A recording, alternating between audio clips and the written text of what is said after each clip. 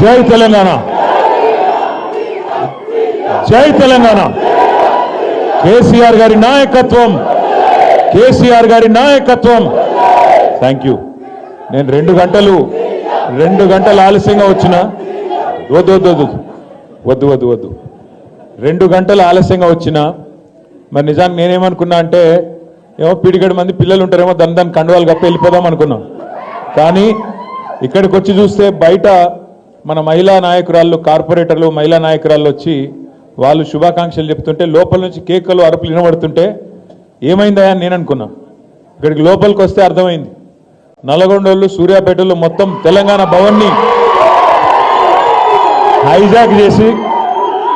Hijack చేసి మొత్తం ఈరోజు కేరింతలతోని మీ నినాదాలతోని అద్దరగొడుతున్నందుకు ఇంత ఆలస్యమైనా కూడా ఎంత ఓపిక. అచ్చా మిర్యాల కూడా ఓకే రైట్, మిర్యాల కూడా సౌత్ తమ్ముడు. ఈరోజు తెలంగాణ రాష్ట్రీయ విద్యార్థి సేన పరిషత్ని బీఆర్ఎస్విలో విలీనం చేస్తూ సోదరుడు రాష్ట్ర అధ్యక్షుడు బంటు సందీప్ గారు, చామకూరి మహేందర్ గారు నల్గొండ జిల్లా అధ్యక్షుడు, లావూరి వాసు గారు సూర్యాపేట పట్టణాధ్యక్షుడు, బాదే అంజీ గారు కోదాడ పట్టణాధ్యక్షుడు, చెడపంగు ఉదయ్ కుమార్ గారు హుజూర్ నగర్ పట్టణాధ్యక్షుడు, ఇస్లావత్ సోమాని గారు తుంగతుర్తి పట్టణాధ్యక్షుడు, అనంత్ సాయి దీపక్ గారు సూర్యాపేట జిల్లా కార్యదర్శి, ధారావత్ తరుణ్ గారు, కొండేటి శ్యామ్ గారు, పులి నితిన్ గారు, ఎర్నాదుల మధు గారు, సందనబోయిన సునీత గారు, కోళ్ల శివ, రాచూరి ఋషి, జడ అభినవ్, ఇంకా మల్లేష్, దూబని మల్లేష్, బాలకొండ గోపిచంద్, ములుగూరి సునీల్, వడ్డే నరేష్, షేక్ రెహమాన్, నల్లా పృథ్వీ, పుల్లెంల లవ్ కుమార్, చిట్టెంపల్లి ప్రణీత్ కుమార్, సుమన్, రెడపంగు మదార్, చెడిపోయింది అయింది ఇది కాదు, చెడిపోలే సిద్ధార్థ, చెడపంగు సిద్ధార్థ్, తర్వాత బూడిద హరీష్, ఖమ్మం లోకేష్, రమావత్ సుమన్, కె సంతోష్ కుమార్, వారితో పాటు విచ్చేసిన మా తమ్ముళ్ళందరికీ పేరు పేరున హృదయపూర్వకంగా స్వాగతం సుస్వాగతం. పెద్దలు, గౌరవనీయులు, మాజీ మంత్రివర్యులు, అవతల కాంగ్రెస్ వాళ్ళకు నల్లమల పిల్లి ఉంటే మనకు నల్లగొండ పులి ఉంది. మరి నల్లమల పిల్లి పులి కాదు. అదే ఎందుకంటే ఆ నల్లమల పిల్లికి నల్లమల ఎక్కడుందో కూడా తెలియదు, అది ప్రాబ్లం. పెద్దలు, మాజీ మంత్రివర్యులు, గౌరవనీయులు, మన బాల్కొండ శాసనసభ్యులు అన్న ప్రశాంత్ రెడ్డి గారు, గౌరవనీయులు సోదరులు తుంగతుర్తి మాజీ శాసనసభ్యులు గ్యాదరి కిషోర్ కుమార్ గారు, సూర్యాపేట జిల్లా బీఆర్ఎస్ పార్టీ అధ్యక్షులు గౌరవనీయులు మాజీ రాజ్యసభ సభ్యులు బడుగుల లింగయ్య యాదవ్ గారు, గౌరవనీయులు శాసన మండలి సభ్యులు, కవి, గాయకులు అన్న దేశపతి శ్రీనివాస్ గారు, గౌరవనీయులు, మరి మన పార్టీ కష్టాలలో ఉండి ఓటమిలో ఉంటే ఇంకా 9 సంవత్సరాల తన పోలీస్ ఉద్యోగాన్ని, పోలీస్ సర్వీస్ను కూడా వదులుకొని ప్రజాసేవ చేస్తున్న గౌరవనీయులైన పెద్దలు అన్న ఆర్ఎస్ ప్రవీణ్ కుమార్ గారు, జరలేష్ కనవ, గౌరవనీయులైన బీఆర్ఎస్ విద్యార్థి విభాగం అధ్యక్షులు గెల్లు శ్రీనివాస్ యాదవ్ గారు, గౌరవనీయులైన మాజీ శాసనసభ్యులు తమ్ముడు బాల్కా సుమన్ గారు, బీఆర్ఎస్ విద్యార్థి విభాగం మాజీ అధ్యక్షుడు, గౌరవ మాజీ శాసనసభ్యులు అన్నగారు కోరుకంటి చందర్ గారు, మా తమ్ముడు డాక్టర్ ఆంజనేయ గౌడ్ గారు, స్వామి గారు, విద్యాసాగర్ గారు, ఇంకా వేదిక పైన మరొక స్వామి గారు, మా రాకేష్ రెడ్డి గారు, పల్లె రవి గారు, భానోత్ రవి గారు, వెంకటనారాయణ గౌడ్ గారు, తుంగ బాలు గారు, ఇంకా పేరు పేరున వెనకాల ఉన్న మా తమ్ముడు పల్లా ప్రవీణ్ రెడ్డి గారు, పేరు పేరున అందరికీ, అదేవిధంగా వేదిక ముందున్న పత్రికా మిత్రులకు హృదయపూర్వకంగా నమస్కారం. ఆలస్యంగా రావడానికి 2 కారణాలు. ఒకటి, మేము కామారెడ్డి జిల్లా ఎల్లారెడ్డి నియోజకవర్గానికి పోయినా మేమందరం కలిసి, నేను, ప్రవీణ్ అన్న, మా ప్రశాంత్ అన్న, దేశపతి సీనన్న.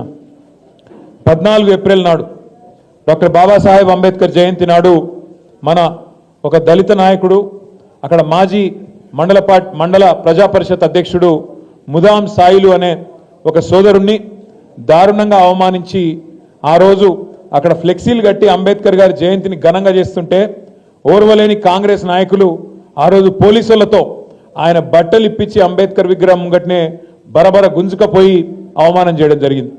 ఇవాళ ఎక్కడైతే సాయిల్ గారికి అవమానం చేసినారో అక్కడే మేమందరం పోయి వారికి సన్మానం చేసి మొత్తం ఆ లింగంపేట పట్టణం మొత్తం నియోజకవర్గం అందరి ముందు ఆయన గౌరవాన్ని పెంచే విధంగా అక్కడే సన్మానం చేయడమే కాకుండా కాంగ్రెస్ పార్టీ గూండాలకు ముఖ్యంగా పోలీసులకు కూడా ఒక గట్టి మాట చెప్పడమే కాకుండా ఆయన ఇంటికి పోయి భోజనం చేసి తిరిగి ప్రయాణం అయినాం.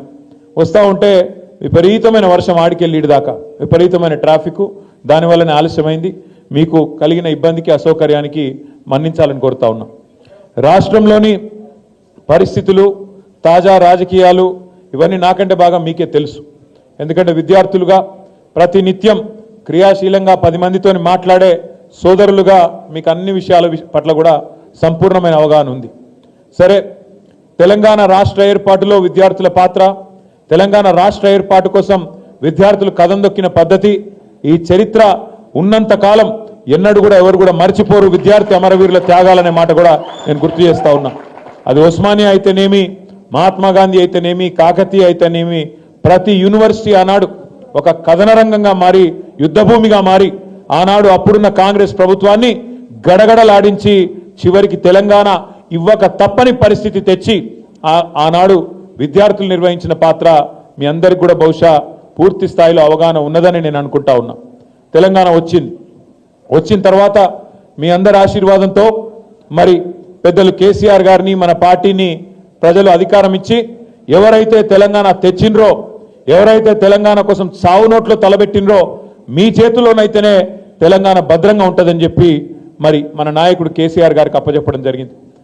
కేసీఆర్కి అప్పచెప్పిన తర్వాత 10 ఏళ్లలో ఏం జరిగింది అని ఒక్కసారి వెనుకకు తిరిగి చూసుకుంటే, ఎక్కడి నుంచి తెలంగాణ ఎక్కడికి వచ్చింది అని చూసుకుంటే ఏ రంగమన్నా మీరు తీసుకోవచ్చు. అన్ని రంగాలలో కూడా ఇవాళ భారతదేశానికి ఆదర్శంగా ఒక ద్వీపస్తంభం లాగా తెలంగాణ నిల్చున్న మాట వాస్తవం అని చెప్పి నేను మీకు గుర్తు చేస్తా ఉన్నా. విద్యారంగమే తీసుకుంటే ఉదాహరణకి తెలంగాణ రాకముందు మీ నల్లగొండ జిల్లాలో, ఉమ్మడి నల్లగొండ జిల్లాలో ఒక్క మెడికల్ కాలేజీ కూడా లేదు. కానీ ఈరోజు తెలంగాణ వచ్చిన తర్వాత పెద్దలు కేసీఆర్ గారు ముఖ్యమంత్రి అయిన తర్వాత ఒక్కటి కాదు, పూర్వ నల్లగొండ జిల్లాలో 3 మెడికల్ కాలేజీలు, 3 నర్సింగ్ కాలేజీలు వచ్చిన విషయాన్ని నేను మీకు గుర్తు చేస్తా ఉన్నా. కొంతమంది మూర్ఖులు మాట్లాడతారు, ఏమైంది నల్లగొండకు, ఏమేం జరిగింది నల్లగొండకు అని కొంతమంది మాట్లాడతారు. ఒక్క విద్యారంగంలోనే కాదు, చెప్పాలంటే ప్రతి రంగంలో నల్లగొండ అభివృద్ధి బాటలో దూసుకొని పోయింది. ఇక్కడికి వచ్చిన మీరందరూ కూడా రైతు బిడ్డలే నేను అనుకుంటా ఉన్నా, వ్యవసాయదారుల కుటుంబాల నుంచి వచ్చిన వాళ్ళే నేను అనుకుంటా ఉన్నా. మీకు తెలుసా, 2014లో భారతదేశంలో తెలంగాణ ఏర్పడ్డ నాడు మనం మొత్తం భారతదేశంలోని 29 రాష్ట్రాలు ఆనాడుంటే అందులో వరి ధాన్యం ఉత్పత్తిలో బియ్యం పండి చుట్ల మన ర్యాంకు 12వ ర్యాంకు భారతదేశంలో. కానీ 2022 సంవత్సరానికి వచ్చే వరకు ఒక కాళేశ్వరం కట్టి, మిషన్ కాకతీయతో చెరువులు బాగా చేసి, రైతు బంధుతో రైతు ఖాతాల్లో డబ్బులేసి, ఇంకోవైపు రుణమాఫీ చేసి, 24 గంటల కరెంట్ ఇచ్చి, కేసీఆర్ గారు ఇచ్చిన ప్రోత్సాహంతో 12వ ర్యాంకులో ఉన్న తెలంగాణ పంజాబ్ను, హర్యానాను వెనుకకు నెట్టేసి 2022 సంవత్సరం నాటికే నంబర్ 1 రాష్ట్రంగా భారతదేశంలో మొత్తం దేశంలో వరి పండించడంలో నంబర్ 1 స్థానానికి ఎదిగింది.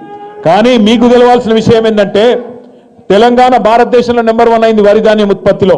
కానీ తెలంగాణలోని జిల్లాలలో నంబర్ 1 జిల్లాగా నల్లగొండ జిల్లా, ఉమ్మడి నల్లగొండ జిల్లా ఉన్నది అనే మాట నేను మీకు గుర్తు చేస్తా ఉన్నా. ఇదేదో మాటలతోనో డైలాగులతోనో మనం సిటీలు కొడితేనో అయిపోలే. కేసీఆర్ గారి నాయకత్వంలో సూర్యాపేట కావచ్చు, తుంగతుర్తి కావచ్చు, కోదాడ కావచ్చు, టైలెండ్ గోదావరి జలాలు అందుకునే విషయంలో చివరి ప్రాంతాలుగా, టైలెండ్ ప్రాంతాలుగా ఉన్న ప్రాంతాలకు కాళేశ్వరం నుంచి నీళ్ళు వచ్చిన తర్వాతనే ఈ ప్రాంతాలు మొత్తానికి కూడా నీళ్ళు వచ్చినాయి. పైన ఉన్న డోర్నకల్ కావచ్చు, మహబూబాబాద్ కావచ్చు, పాలకుర్తి కావచ్చు, వాళ్ళకు కూడా నీళ్లు వచ్చినాయంటే దానికి కారణం కాళేశ్వరం అనే మాట మీ అందరికి తెలుసు. అందుకే ప్రజల నాడు లక్షలాదిగా కాళేశ్వరానికి జనహారతి అనే కార్యక్రమం పెద్దలు జగదీశ్వర్ రెడ్డి గారు తీసుకుంటే, సోదరుడు కిషోర్ గారు, ఇంకా ఉమ్మడి నల్లగొండ జిల్లాలో ఆనాడు అద్భుతంగా లక్షలాది మంది రైతులు కాళేశ్వరానికి జనహారతి పడుతూ కాళేశ్వరం వల్ల మా పొలాలకు నీళ్లు వచ్చినాయి అనే మాట ఆనాడు వారందరూ కూడా గర్వంగా చెప్పుకోవడం జరిగింది. ఒక్క నీళ్లు వ్యవసాయం మాత్రమే కాదు, మీ ఉమ్మడి నల్లగొండ జిల్లా ఆనాడు భారతదేశం మొత్తంలోనే ఒక పేరుకెక్కింది, ఒక రకంగా చెప్పాలంటే బదనామైంది.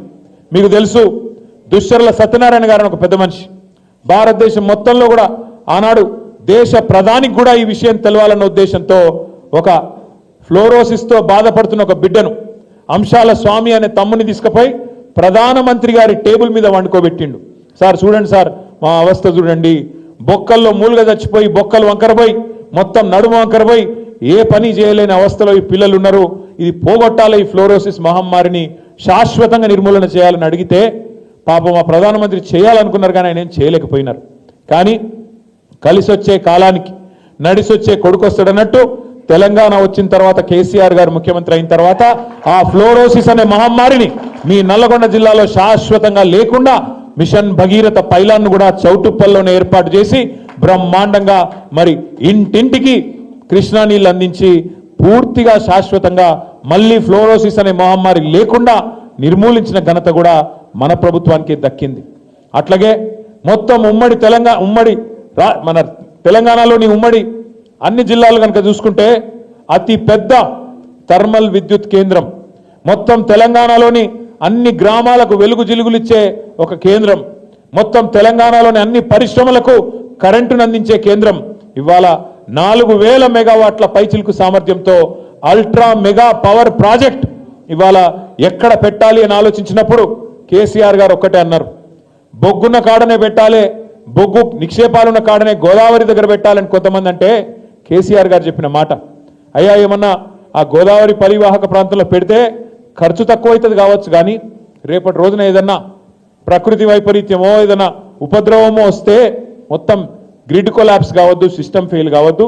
అందుకే డీరిస్కింగ్లో భాగంగా మనం తీసుకుపోయి ఉమ్మడి నల్లగొండ జిల్లాలో పెడదామని చెప్పి మిర్యాలగూడలోని దామరచెర్లలో 4000 మెగావాట్ల అల్ట్రా మెగా పవర్ ప్రాజెక్ట్, భారతదేశంలో అతి పెద్దదైన మెగా పవర్ ప్రాజెక్టులో ఒకటైన యుఎంపీపీని దామరచెర్లలో పెట్టుకున్నాం. అట్లాగే మీకు తెలుసు ఎంత అద్భుతంగా మీరెవ్వరూ మేమెవ్వరం కూడా ఊహించినంత అద్భుతంగా యాదాద్రిని ఎంత అద్భుతంగా మరి పునర్నిర్మించినారో కేసీఆర్ గారు ఎంత తదేక దీక్షతో, అది కూడా మీకు తెలుసు. ఇట్లా ఒక రంగం కాదు, ఆధ్యాత్మికం కావచ్చు, విద్యుత్ కావచ్చు, వైద్యం కావచ్చు, లేదా వ్యవసాయం కావచ్చు, సంక్షేమం కావచ్చు, చెప్పుకుంటూ పోతే ఇంకో గంట సేపు చెప్పుకోవచ్చు. కేసీఆర్ ఏం చేసిండో అనే సన్నాసులకు గంటన్నర సేపు చెప్పొచ్చు. 200 కంటే తక్కువ ఉండే గురుకులాలు, 1022 గురుకుల పాఠశాలలు పెట్టి ఒక్కొక్క విద్యార్థిని మీద 1,20,000 రూపాయలు సంవత్సరానికి ఖర్చు పెట్టి మొత్తంగా తల్లిదండ్రుల పాత్ర కూడా ప్రభుత్వమే తీసుకొని 6.5 లక్షల మంది పిల్లలను ప్రపంచంతో పోటీపడే పౌరులుగా తయారు చేసింది కేసీఆర్ ప్రభుత్వం కాదా? అవి నడిపింది ఆర్ఎస్ ప్రవీణ్ కుమార్ గారు కాదా? ఎందుకంటా ఉన్నా ఈ మాట అంటే 1-2 కాదు, ఇట్లా చెప్పుకుంటూ పోతే ప్రతి రంగంలో అద్భుతమైన ముద్ర వేసుకున్నాం. కానీ అబద్ధాల ముందు అప్పుడప్పుడు నిజాలు కూడా ఓడిపోతాయి. జరిగింది అదే. ఏం జరిగింది? ఇప్పుడున్న ముఖ్యమంత్రి రేవంత్ రెడ్డి 2-3 ఏళ్ళకెళ్ళి మొదలుపెట్టిండు ఎలక్షన్ల కంటే ముందే. ఎందుకంటే ఆయనకు అర్థమైపోయింది నిజాలు చెప్పి గెలవలేము, ఏదన్నా చేసి అబద్ధాలు చెప్పాలి, గెలవాలి. ఇక ఎటు పడతాటే నోటికి ఎంత వస్తే అంత హామీ ఇచ్చుకుంటూ పోయిండ్రు. దానికి మళ్ళా ఈ అందమైన హామీలన్నింటినీ కూడి అభయహస్తం అని ఒక మేనిఫెస్టో తయారు చేసి జనం మీదకి వదిలిండ్రు. కాంగ్రెస్ పార్టీ యొక్క మేనిఫెస్టో అభయహస్తం అనేది అవుతున్నదో ఈ శతాబ్దపు అతిపెద్ద మోసం ఏదైనా ఉంది అంటే ఒక అభయహస్తం అనే మాట నేను మీకు గుర్తు చేస్తా ఉన్నా. ఎన్ని హామీలు, ఎన్ని రకాల డిక్లరేషన్లు, ఎన్ని రకాల హామీలు ఒక్కసారి యాద్ చేసుకోండి. పిల్లలు మీకు చెప్పినారు, విద్యార్థులకు విద్యా భరోసా కార్డు ఇస్తామా, విద్యా వికాసం ఏదో అన్నారుగా, విద్యా భరోసా కార్డు 5 లక్షలట. ఇక క్రెడిట్ కార్డే ఇక మీకు ఇస్తాం, గీక్కోండి, ఇక తెల్లారి నుంచి గీకుడు 5 లక్షల కార్డు, మీరు ఇక ఫీజు కట్టి అక్కర్లేదు, కార్డు ఇస్తామన్నారు. ఇక ఇంకో కొద్దిగా అయితే ఇంకో 4 నెలలు అయితే 2 ఏళ్ళు అయిపోతుంది. ఆఖరి సంవత్సరం ఎట్లాగో ఎలక్షనే, అప్పుడేం ఉండదు. ఇక 2 ఏళ్ళు అయిపోయినాయంటే 50% టైం ఒడిచిపోయినట్టే. వస్తుందా మరి? కార్డు వచ్చింది అందరికీ? రాలేదా? నిజంగా రాలేదా? స్కూటీలు వచ్చినాయి ఆడపిల్లలకి, స్కాలర్షిప్లు ఏం చెప్పిండ్రు, ఎంత పెద్ద పెద్ద మాటలు చెప్పిండ్రు. పిహెచ్డి చేస్తే 5 లక్షలు ఇస్తా, మాస్టర్స్ చేస్తే 3 లక్షలు ఇస్తా, డిగ్రీ చదువుకుంటే 2 లక్షలు ఇస్తా, ఇంటర్ చదివితే గింత, 10వ తరగతి అని చెప్పి ఇష్టం వచ్చిన మాటలు, ఇష్టం వచ్చిన లెక్కలు, నోటికొచ్చిన కూతలు కూసిన మాట వాస్తవమేనా? రాహుల్ గాంధీ గారు వచ్చిండ్రు, ఇక రేవంత్ రెడ్డి చెప్తే నమ్ముతారో లేదని చెప్పి అశోక్ నగర్ చౌరస్తా పోయి ఆడపోయి ఛాయ్ దాక్కుంటా డైలాగులు కొట్టిండు. 2 ఉద్యోగాలు కూడా కొట్టిరు మీరు గంతే. కేసీఆర్ ఉద్యోగం ఊడిపోవాలి, కేటీఆర్ ఉద్యోగం ఊడిపోవాలి, 2 ఉద్యోగాలు ఊడగొడితే 2 లక్షల ఉద్యోగాలు ఇస్తా మీకు మొదటి సంవత్సరం అన్నాడు.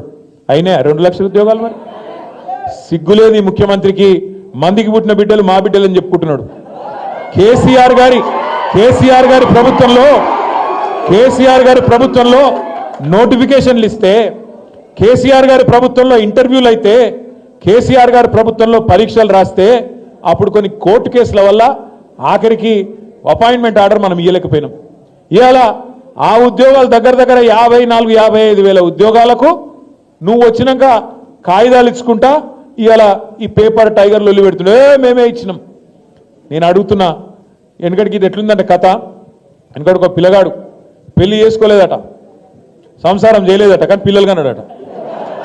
అంటే నువ్వు నోటిఫికేషన్ ఇవ్వవు, పరీక్ష పెట్టవు, ఉద్యోగం ఎక్కడికి ఇచ్చినావు. మరి ఈ మాట అడిగితే మళ్ళీ ఎవడో ఒకడు మళ్ళీ కాంగ్రెస్ వాడు నాకు బలుపు ఎక్కువ, నాకు నోటి దూలు ఎక్కువ, ఈ అహంకారం ఎక్కువ అని మళ్ళీ మాట్లాడతారు. సరే, నాకు ఏదో ఎక్కువ ఉంటే ఉన్నది కావచ్చు, కానీ నేను అడుగుతున్నా ముఖ్యమంత్రిని, మీరు చదువుకున్న పిల్లలు కాబట్టి చెప్తున్నా, ఆయన కొద్దిగా చదువు నేర్పిరు దయచేసి మీరు పిల్లలు. ఎందుకంటున్నా అంటే నేను చూస్తున్నా ఢిల్లీలో ముఖ్యమంత్రి గారు ఇట్లా పరవశించిపోతున్నాడు మాట్లాడుకుంటా. ఏమైందిరా వీనికే నేను అనుకుంటే, ఏమైందంటే ఆయన కట సోనియా గాంధీ ఉత్తరం రాసిందట. ఏమని? సోనియా గాంధీ గారు నాకు ఉత్తరం రాసిండ్రు, చాలా బాగా చేసినామని రాసిండ్రు, నేను దానికి ఇది నాకు ఆస్కర్ అవార్డు కంటే, నాకు లైఫ్ టైం అచీవ్మెంట్ కంటే, గోల్డ్ మెడల్ కంటే ఇదే నాకు ఎక్కువ అన్నాడు. ఏం రాసిందిరా సోనియా గాంధీ ఈయనకని చెప్పి నేను పరిశాన్ అయినా. ఇంతకు ఏం రాసిందయా అని అందులో ఉంటే ఆ ఉత్తరం, ఈయనకేమో పాపం చదువు రాదు, చెప్పేటోడు ఎవడు లేడు పక్కకు. ఆ డిగ్రీ కూడా నాకు తెలిసి దొంగ డిగ్రీ తప్ప నిజాం డిగ్రీ అయితే కాదు. మీరు చూడు, ఆ లెటర్ చూసిరా లేదా మీరు? ఆ లెటర్లు ఏం రాసింది తెలుసా? సోనియమ్మ, నువ్వు పిలిచినావు నన్ను, కానీ నేను రాలేకపోతున్నా, ఏమనుకోకని రాసింది. అంతే, తప్ప ఏం రాయాలి. దానికి ఈయన పట్టుకొని, ఇగో ఇది నాకు ఆస్కర్ అవార్డు, నీకు కావాల్సింది ఇవ్వాల్సింది ఆస్కర్ అవార్డు కాదురా నాయన, నీకు ఇవ్వాల్సింది భాస్కర్ అవార్డు. అదే సినిమాలు చెప్తారు భాస్కర్ అవార్డు అని. ఈయన చేసిన మోసాలకి ఇవ్వాల్సింది భాస్కర్ అవార్డే తప్ప ఆస్కర్ అవార్డు అయితే కాదు. ఎవడో ఒకడు దయచేసి ఎవరో ఒకరు మీరు పోయి చదువు చెప్పురు కొద్దిగా ఆయనకు, ఎందుకంటే ఆయనకు వాళ్ళు ఉన్నదేదో తెలియదు. ఎవరో ఏదో రాసిస్తే చదువుడు తప్ప లొడలేడ ఒరుడు తప్ప ఏం తెలియదు. టైంపాస్ కార్యక్రమాలు తప్ప ఈ సంవత్సరంన్నరలో కాంగ్రెస్ ప్రభుత్వం ఏమన్నా చేసిందా? దయచేసి ఆలోచించండి. రైతులకు న్యాయం చేసిండా? రైతు బంధు అన్నాడు, 10,000 కేసీఆర్ ఇస్తుండే, నేను 15,000 ఇస్తా అన్నాడు, ఇచ్చిండా? రుణమాఫీ ఇట్లా చేసేస్తా ఎడమ చేత్తాను సంతకం పెడతా అన్నాడు, అయ్యిందా? 500 బోనస్ ఇస్తా అన్నాడు, వచ్చిందా? వచ్చింది. మీరు అన్న అవద్దాలు చెప్తారు పక్కానా? రాలే.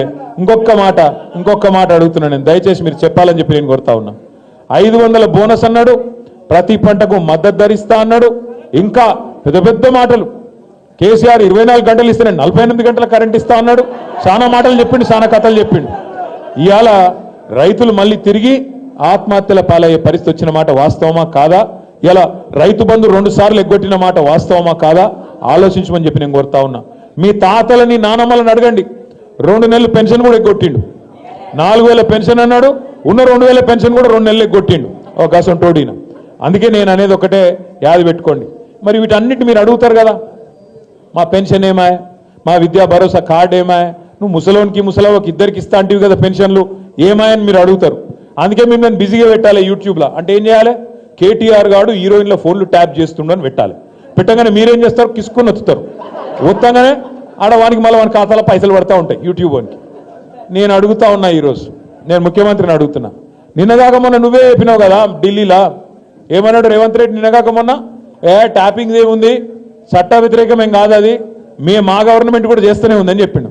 మరి ఈ 18 నెలలు పీకనికి చెప్పినావా ఇది ఇల్లీగలు బిల్లీగలు, వీళ్ళు ఏమో అయింది అల్లం బెల్లం, దేనికోసం చెప్పినా? మరి ఇన్ని రోజులు పబ్లిక్ అందరినీ పిచ్చోళ్ళని చేస్తుంది చెప్పినావా? ట్యాపింగ్ టూపింగ్ అని చెప్పి ఎందుకు చేసినట్టు ఒకటే కారణం ఆయన గెరికే. ఎందుకంటే ప్రజల దృష్టి మలచాలే, ప్రజలను మొత్తానికి 6 గ్యారెంటీలు అడగకుండా చేయాలి, మీరు స్కాలర్షిప్లు అడగకుండా చేయాలి, ఫీజు రీయింబర్స్మెంట్ అడగద్దు, విద్యా భరోసా కార్డు ఏది అని అడగద్దు, స్కూటీలు ఏవి అని అడగద్దు. అంటే ఏం చేయాలి? డైవర్షన్ గేమ్ ఆడాలి. ఏదో ఒకటి మీ 2 లక్షల ఉద్యోగాలు ఏవని అడగద్దు. ఏం చేయాలి మరి? మీ చేతుల్లో ఫోన్ ఉంది, అందులో కావాల్సినంత ఫ్రీ అదేమంటారు చూడు, స్టోరేజ్ ఏమంటారు దాన్ని, డేటా ప్లాన్ ఉంది. కాబట్టి మీరు ఒత్తుతూనే ఉంటారు, వాడు ఒడుతూనే ఉంటాడు. చిట్ చాట్లు బిట్ చాట్లు అనుకుంటా వాని ఇష్టమున్న మాటలు. ఒకరోజు టాపింగ్ అంటాడు, ఇంకో రోజు డ్రగ్స్ అంటాడు, ఇంకో రోజు ఫార్ములా ఈ కుంభకోణం అంటాడు, నేను చెప్పిన ఫార్ములాలో కుంభకోణం లేదు, లంబకోణం లేదు, ఏం లేదురా భయ్. నేను సీదా వచ్చి నువ్వు యాడికి వస్తావు, నువ్వు కూడా రా, నేను కూడా వస్తా, ఇద్దరం కలిసి ఆ లైట్ డిటెక్టర్ టెస్ట్ తీసుకుందాం, ఎవడు దొంగనో ఎవడేందో తెలిసిపోతుంది రారాబాయ్ అంటే దానికి మాత్రం రాడు.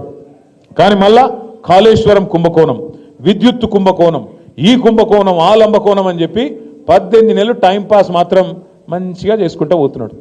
దయచేసి నేను మిమ్మల్ని కోరేది ఒకటే, మనము ఈ యూట్యూబ్ పిచ్చిలా తమ్మునేల్స్ పిచ్చిలా పడితే మనం ఆ దానికి అడిక్ట్ అయిపోతే ఆఖరికి మళ్ళీ నష్టం జరిగేది మనకే.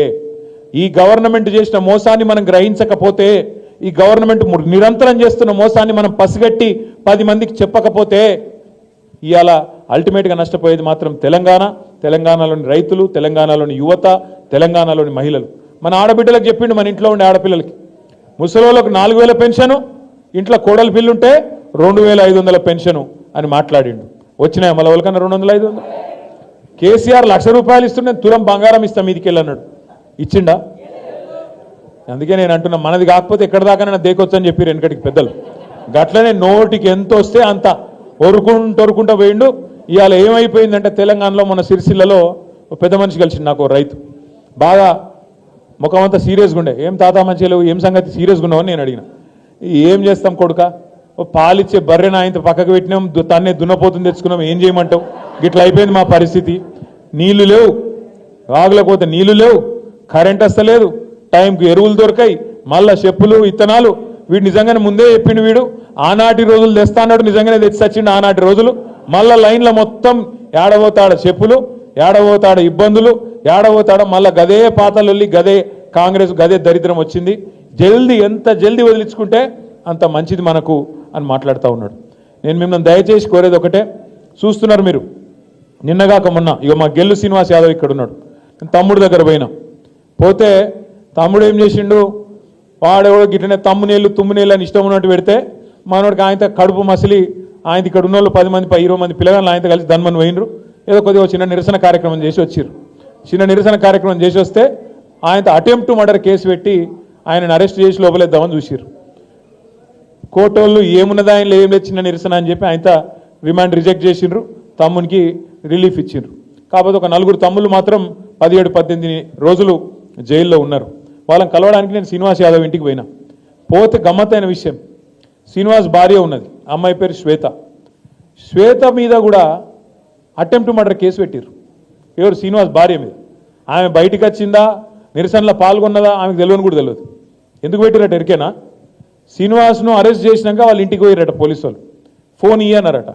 ఎందుకు ఇవ్వాలి, నేను ఇయ్య అన్నది అంటే అటెంప్ట్ మర్డర్ కేసు. గిది ఇందిరమ్మ రాజ్యం, గిది ప్రజాపాలన. ఒక ఇంట్లో ఉన్న ఆడపిల్ల ఏ సంబంధము లేదా ఆ రోజు జరిగిన నిరసన కార్యక్రమంతో ఆ అమ్మాయి మీద అటెంప్ట్ మర్డర్ కేసు పెట్టిన పోలీసు వెధవల్ని నేను అడుగుతున్నా, మీరు మనుషులా పశువులా అని నేను అడుగుతా ఉన్నా. బుద్ధి జ్ఞానం ఉండి చేస్తున్నారా, లేకపోతే ఉద్యోగం అనేది గడ్డి తిని చేస్తున్నారా అని నేను అడుగుతా ఉన్నా. అటెంప్ట్ మర్డర్ కేసు పెడతారండి ఒక అమ్మాయి మీద? నాకు అర్థం కాదు. ఇంట్లో ఉండే అమ్మాయి మీద, 2 చిన్న పిల్లలు ఉన్నారు ఆమెకు, ఆమె మీద అటెంప్ట్ మర్డర్. గిది వీని పాలన. ఇక దీన్ని మనం ముడిసి పరవశించి ఓహో ఆహా మొహబ్బత్ కా దుకాణం మనం సపోర్ట్లు కొట్టాలి.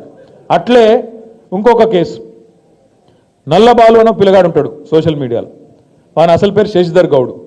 ఆ శశిధర్ గౌడ్ మీద ఇప్పటికి 12 కేసులు పెట్టారు. ఆఖరికి మొన్న ఒక రీట్వీట్ కొట్టినందుకు, బీఆర్ఎస్ పార్టీ పెట్టిన ఒక పోస్టుకు రీట్వీట్ కొడితే ఆ పిల్లగాన్ని అరెస్ట్ చేసి అన్నం తింటుంటే బరబర గుంజుకపోయి ఇప్పుడు ఉగ్రవాదో తీవ్రవాదో అన్నట్టు గుంజుకపోయి 20 రోజులు జైల్లో పెట్టిండ్రు. ఇది వీని ప్రజాపాలన, ఇది ఈ రాష్ట్రంలో పోలీసులు నడుపుతున్న తీరు. నేను మీ అందరి సమక్షంలో మీ అందరి సాక్షిగా ఒకటే మాట చెప్తా ఉన్నా, ఇవాళ విర్రవీగుతున్న పోలీస్ అధికారులు, ఇవాళ ఎవరైతే రేవంత్ రెడ్డికి చెంచగాల లెక్క పనిచేస్తున్న అధికారులు ఉన్నారో ఒక్కొక్కరికి తప్పకుండా నేను చెప్తా ఉన్నా, 3 ఏళ్లలో మళ్ళా వస్తాం. ఒక్కొక్కరికి మిత్తితో సహా ఇచ్చే బాధ్యత మాది. మీ సూర్యాపేటలో నల్లగొండలో కూడా ఎవడన్నా ఎక్స్ట్రాలు చేస్తే వాడు ఎవడన్నా కానీ కలెక్టర్ కానీ వాని అయ్య కానీ ఎవడన్నా కానీ ఎక్స్ట్రాలు చేస్తే వాళ్ళకి చెప్పండి, పేరు రాసి పెట్టుకోండి. నేను పక్కా చెప్తున్నా 3 ఏళ్లలో మీ అందరి దయతో తెలంగాణ ప్రజల ఆశీర్వాదంతో తిరిగి కేసీఆర్ గారు ముఖ్యమంత్రి అవుతారు. బరాబర్ హిసాబ్ కితాబ్ చేస్తాం. ఇలా ఎగిరెగిరి పడుతున్న కాంగ్రెస్ నాయకులు, వాళ్ళకు తొత్తులుగా పనిచేస్తున్న కొంతమంది పోలీసులు తప్పకుండా మిత్తితో సహా ఇచ్చే బాధ్యత నాది అనే మాట నేను విజ్ఞప్తి చేస్తా ఉన్నా. ఎవరి అయ్యకు ఎవరి అయ్యకు భయపడేది లేదు. రేవంత్ రెడ్డి కాదు వాని తాత జేజమ్మతికి వచ్చిన మళ్ళా కేసీఆర్ గారు ముఖ్యమంత్రి కావడాన్ని ఎవడూ అడ్డుకోలేడు. ఇది వాస్తవం. ఉండొచ్చు రేవంత్ రెడ్డికి పైన ఢిల్లీలో బీజేపీ పెద్దల ఆశీస్సులు ఉండొచ్చు. ఇలా కలిసిపోయిన ఇద్దరు మంచిగా కలిసి సంసారం చేస్తున్నారు ఈ రాష్ట్రంలో కాంగ్రెస్ వాళ్ళు బీజేపీ వాళ్ళు. చిల్లర రాజకీయం చేస్తున్నారు. నేను అడుగుతా ఉన్నా ఈరోజు బీజేపీ నాయకత్వాన్ని, ఏం అడ్డం వస్తుందయా మీకు? ఏం అడ్డం వస్తుంది? ఈ ప్రధానమంత్రి నువ్వే వస్తావు ఇక్కడికి, ఏప్రిల్ 2024లో డైలాగులు కొడతావు. ఈ రాష్ట్రంలో ఆర్ఆర్ ట్యాక్స్ వసూలు చేస్తున్నారు, రాహుల్ రేవంత్ ట్యాక్స్ వసూలు చేస్తున్నారు, బిల్డర్లను కాంట్రాక్టర్లను మరి తోలు వలిచి వసూలు చేస్తున్నారు. నువ్వే మాట్లాడుతావు. మాట్లాడి సంవత్సరంన్నర అయింది. ఎందుకు చర్యలు తీసుకుంటలేవు? సమాధానం చెప్తావా? అవినీతి పరుడు ఈ ముఖ్యమంత్రి అంటావు. నీ హోంమంత్రి వస్తాడు అమిత్ షా, ఈ రాష్ట్రం ఏటీఎంగా మారిపోయింది కాంగ్రెస్ పార్టీకి అని స్టేట్మెంట్ ఇస్తాడు. కానీ మరి ఏటీఎంలకి వెళ్ళి దొంగలు ఇష్టమైనట్టు గీక్కపోతుంటే ఏం చేస్తున్నావు హోంమంత్రి అని నేను అడుగుతా ఉన్నా కేంద్ర హోంమంత్రి గారిని. పొంగులేటి శ్రీనివాసరెడ్డి అని ఒక మంత్రి ఉంటాడు ఈ రాష్ట్రంలో. ఆ మంత్రి గారి ఇంటి మీద ఈడీ రైడ్ అవుతుంది. మీ టీవీలలో స్క్రోలింగ్లు పెడతారు. 2 పెద్ద మిషన్లు పోయినాయి, నోట్లను లెక్కబెట్టే మిషన్లను. ఇంతవరకు 9 నెలలు అయింది. ఇటు ఈడీ ఓడి చెప్పాడు, అటు పొంగులేటి నోరిప్పాడు. ఏమైందిరా బాయ్, ఏం దొరికినాయి, ఎన్ని వందల కోట్లు దొరికినాయి అంటే వీడు చెప్పాడు, వాడు చెప్పాడు. ఈయనేమో తేలుగుట్టిన దొంగ, వాడు అంతకంటే పెద్ద లంగ. ఇద్దరు ఇప్పారు. ఎవడు చెప్పాడు? ఏందిరా అంటే ఇద్దరు మంచిగా అక్రమ సంబంధం, మంచిగా సంసారం చేసుకుంటారు. ఇష్టం కాంగ్రెస్ బీజేపీ వాళ్ళ ఇష్టం. మా చేతిలో అది ఉంది, ఆయన చేతిలో ఈడీ ఉంది, ఈయన చేతిలో ఏసీబీ ఉంది. ఎటు పడతాడు కేసులు పెడతాం, ఎవడన్నా మా మీద మాట్లాడితే తొక్కుతాం.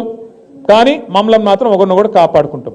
ఈరోజు మీరు చూసింటారు పేపర్లో, నేను దాదాపు 3 నెలల కింద చెప్పిన కంచె గచ్చిబౌలి భూముల విషయంలో పిల్లలు హైదరాబాద్ సెంట్రల్ యూనివర్సిటీ పిల్లలు విరోచితంగా పోరాటం చేస్తున్నప్పుడు వాళ్ళు మన పార్టీ ఆఫీస్కి వచ్చి అన్న మరి మీరు కూడా సపోర్ట్ చేయాలి, మీ పార్టీ సపోర్ట్ చేయాలని అడిగారు. తప్పకుండా చేస్తాం, మీ పోరాటంలో న్యాయం ఉంది. ఎట్లా 400 ఎకరాల భూములు, అటవీ భూములను ఎట్లా గిరివి పెడతారు, ఎట్లా అమ్ముతారు, అమ్మడానికి వీలు లేదు, తప్పకుండా మీకు సపోర్ట్ చేస్తామని చెప్పి పెద్దలు కేసీఆర్ గారితో మాట్లాడి ఆ 400 ఎకరాలు ఎట్టి పరిస్థితులు ఎవడు కొనొద్దు, కొంటే మాత్రం బాగుండదు, మళ్ళీ మా గవర్నమెంట్ వచ్చినాక మొత్తం ఇంచు కూడా వాపస్ తీసుకుంటామని నేను స్టేట్మెంట్ ఇచ్చిన. అదే రోజు నేను చెప్పిన ఈ మొత్తం భూముల అమ్మకము, ఈ మొత్తం భూములు గిరివి పెట్టి 10,000 కోట్లు ఏదైతే దొంగతనంగా తెచ్చిండ్రో, అలా 2 చెరువులు ఉంటే చెరువులను కూడా తాకట్టు పెట్టి తెచ్చిండ్రో, ఈ లుచ్చా పని వెనకాల ఉన్నాడు ఒక బీజేపీ ఎంపీ అని చెప్పిన. పేరు చెప్పురు సార్ అని మొత్తం ప్రెస్ వాళ్ళు అడిగారు. నేను పేరు చెప్పా, వాడు దొంగ, ఇప్పుడు దొంగతనం సగంలో ఉన్నాడు, దొంగతనం అయినాక మీకు చెప్తా అని చెప్పిన. దొంగ నిన్న బయటపడ్డాడు.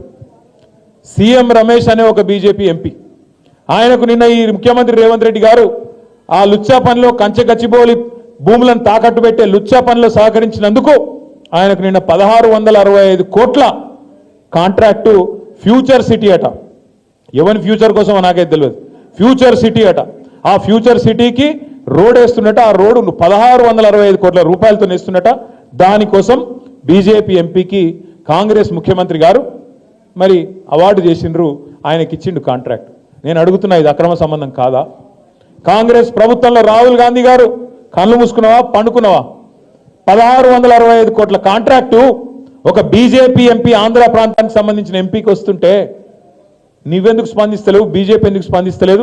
మీ ఇద్దరి మధ్యన ఉన్న లోతైన అండర్స్టాండింగ్ ఏంది అని నేను అడుగుతున్నా.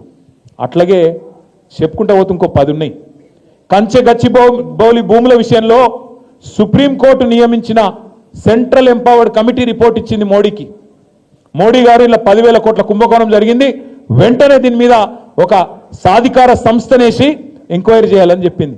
చెప్పి 4 నెలలే, లేదు ఆలేదు. ఎందుకు మరి ఇంత కాపాడుతున్నావు రేవంత్ రెడ్డిని? ఏం అక్కరున్నది నీకు ఇంతగానో? నువ్వు ఆయన కాపాడుతావు, ఆయన నిన్ను కాపాడుతాడు. ఇద్దరు కలిసి కేసీఆర్ గారిని, బీఆర్ఎస్ పార్టీని బదనాం చేయాలన్న ఆలోచన తప్ప ఏమన్నా 1% అన్న తెలంగాణ గురించి ఉన్నదా? ఇలా 8 మంది కాంగ్రెస్ ఎంపీలు, 8 మంది బీజేపీ ఎంపీలు, కానీ తెలంగాణకు మాత్రం ఇప్పటిదాకా వచ్చింది గుండు సున్నా తప్ప మరి ఏమీ లేదన్న మాట కూడా నేను మీకు గుర్తు చేస్తా ఉన్నా.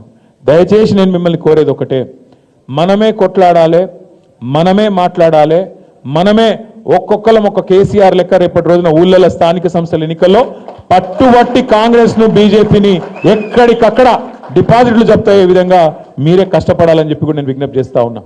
ఏ పిల్లలైతే 2 లక్షల ఉద్యోగాలు రాలేదు వీళ్ళు మోసం చేసిండ్రన్న కోపంలో ఉన్నారో, ఏ పిల్లలైతే వీళ్ళ 420 హామీల విషయంలో ఇవాళ మండిపడుతున్నారో మీరే దయచేసి వాళ్ళందరినీ కూడా మోటివేట్ చేయాలి, వాళ్ళందరినీ కూడా తప్పకుండా ఓటేపియాలి.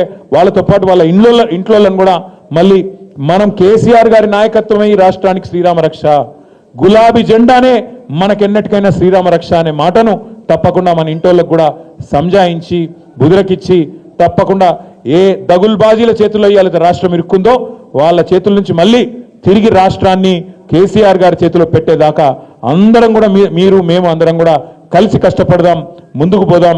ఇంత రాత్రైనా ఇంత ఓపికగా ఉన్నా మీ అందరికి కూడా పేరు పేరున మళ్ళొకసారి తల వంచి నమస్కారం తెలియజేసుకుంటూ జై తెలంగాణ.